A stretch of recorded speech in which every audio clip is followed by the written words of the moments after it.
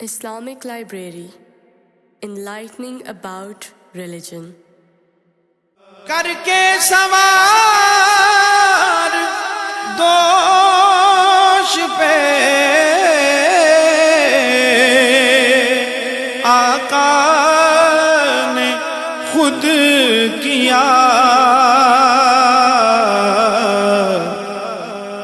رتبہ بلند برتر و بالا حسین کا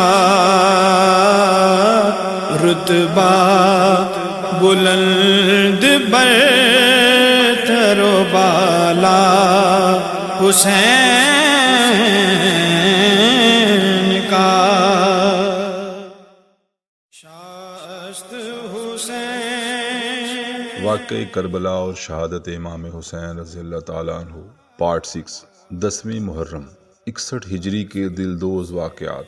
جب کسی صورت مصالحت پیدا نہ ہوئی اور کسی بھی طرح جفا شار قوم صلح کی طرف مائل نہ ہوئی اور تمام صورتیں ان کے سامنے پیش کر دی گئیں، لیکن تشنگان خون اہل بیت کسی بات پر راضی نہ ہوئے اور حضرت امام رضی اللہ تعالیٰ عنہ کو یقین ہو گیا کہ اب کوئی شکل اخلاص کی باقی نہیں ہے، نہ یہ شہر میں داخل ہونے دیتے ہیں، نہ واپس جانے دیتے ہیں، نہ ملک چھوڑنے پر ان کو تسلی ہوتی ہے۔ وہ جان کے خواہاں ہیں اور اب اس جنگ کو دفع کرنے کا کوئی طریقہ باقی نہ رہا۔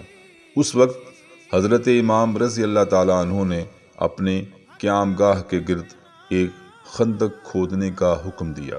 خندق کھودی گئی اور اس کی صرف ایک راہ رکھی گئی جہاں سے نکل کر دشمنوں سے مقابلہ کیا جائے۔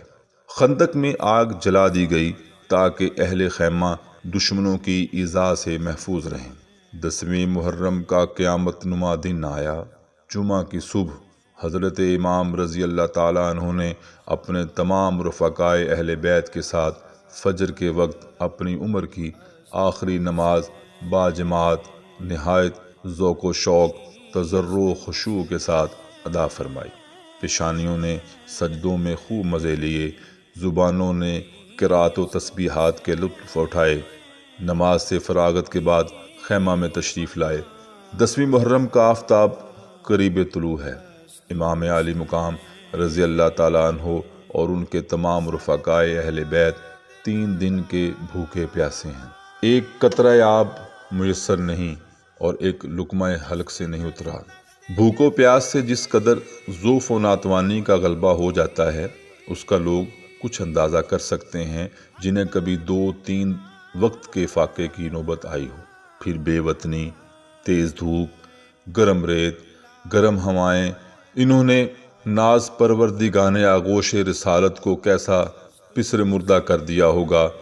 ان غریبان وطن پر جور و جفا کے پہاڑ توڑنے کے لیے 22,000 فوج اور تازہ دم لشکر تیر و تر تیغ و سنا سے مسلح صفیں باندھے موجود جنگ کا نکارہ بجا دیا گیا، اور مصطفیٰ صلی اللہ علیہ وآلہ وسلم کے فرزند اور فاطمہ الزہرا کے جگر بند کو مہمان بنا کر بلانے والی قوم نے جانوں پر کھیلنے کی دعوت دی۔ حضرت امام رضی اللہ تعالیٰ عنہ نے عرصہ کارزار میں تشریف فرما کر ایک خطبہ فرمایا جس میں بیان فرمایا: خون ناحق حرام اور غضب الہی کا موجب ہے۔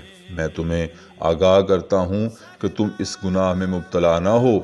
میں نے کسی کا قتل نہیں کیا اور نہ ہی کسی کا گھر جلایا ہے، کسی پر حملہ آور نہیں ہوا۔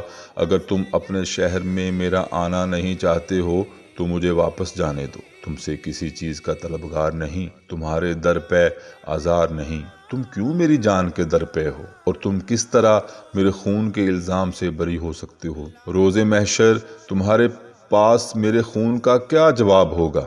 اپنا انجام سوچو اور اپنی عاقبت پر نظر ڈالو، پھر یہ بھی سمجھو کہ میں کون اور بارگاہ رسالت میں کس چشم کرم کا منظور نظر ہوں۔ میرے والد کون ہیں اور میری والدہ کس کی لخت جگر ہیں؟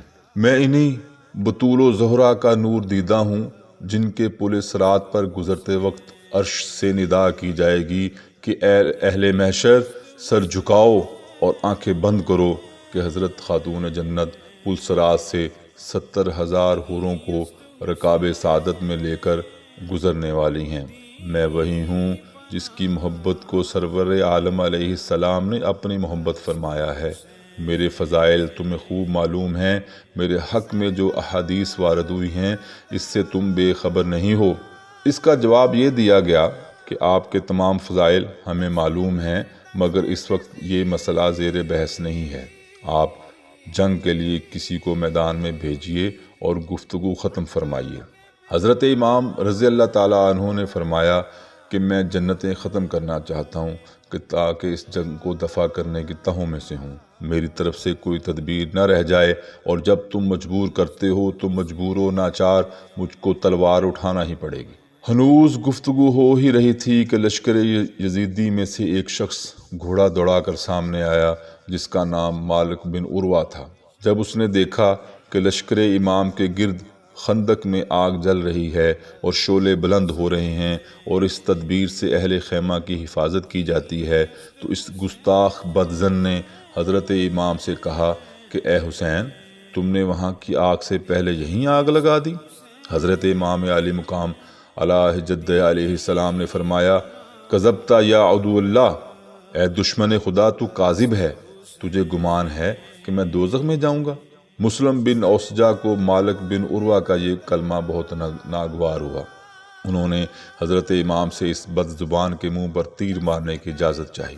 صبر و تقوی، راست بازی اور عدالت و انصاف کا ایک عدیم المثال منظر ہے کہ ایسی حالت میں جب کہ جنگ کے لیے مجبور کر دیے گئے ہوں، خون کے پیاسے تلواریں کھینچے ہوئے جان کے خواہاں تھے، بے باکوں نے کمال بے ادبی و گستاخی سے ایسا کلمہ کہا اور ایک جان شمار اس کے منہ پر تیر مارنے کی اجازت چاہتا ہے، تو اس وقت اپنے جذبات قبضے میں ہیں، طیش نہیں آتا۔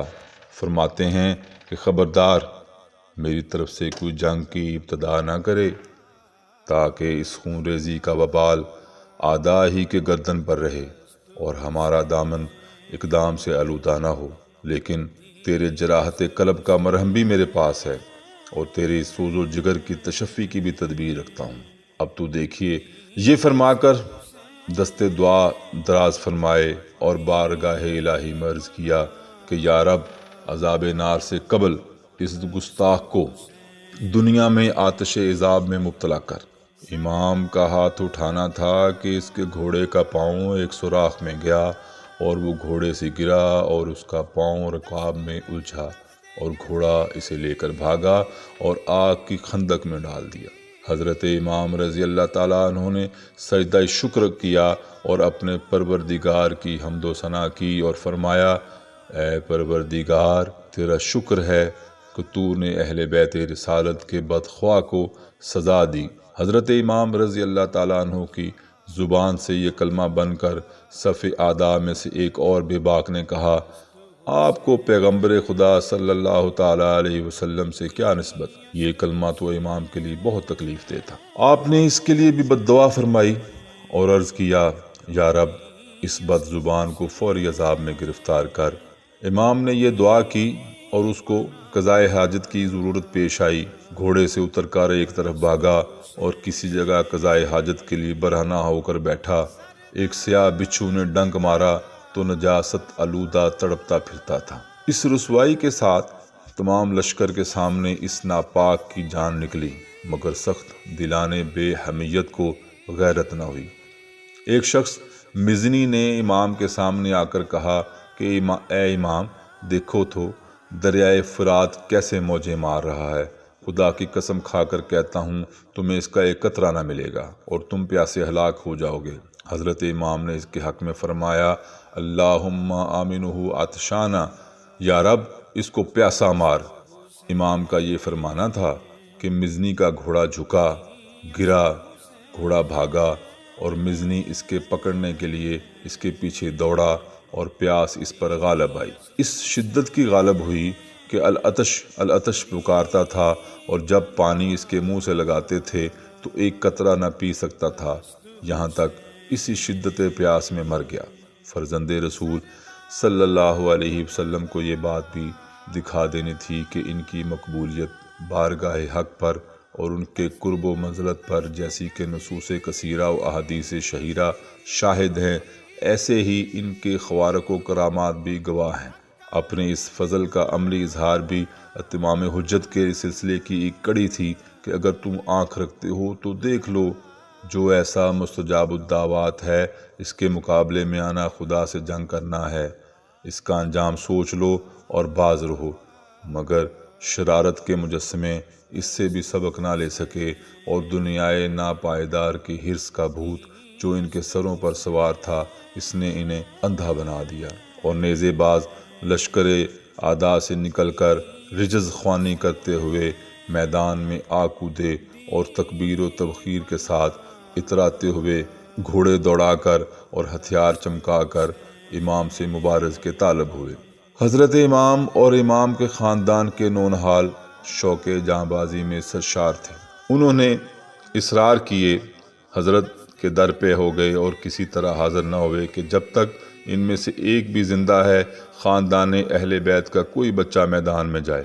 حضرت امام رضی اللہ تعالیٰ عنہ کو ان اخلاص کیشوں کی سرفروشانہ التجائیں منظور فرمانا پڑیں، اور انہوں نے میدان میں پہنچ کر دشمنان اہل بیت سے شجاعت و بصالت کے ساتھ مقابلے کیے اور اپنی بہادری کے سکے جما دیے۔ اگر آپ کو ہماری یہ ویڈیو پسند آئی ہو تو اسے لائک اور شیئر کریں، اور اس طرح کی مزید ویڈیوز دیکھنے کے لیے ہمارے چینل کو سبسکرائب کریں۔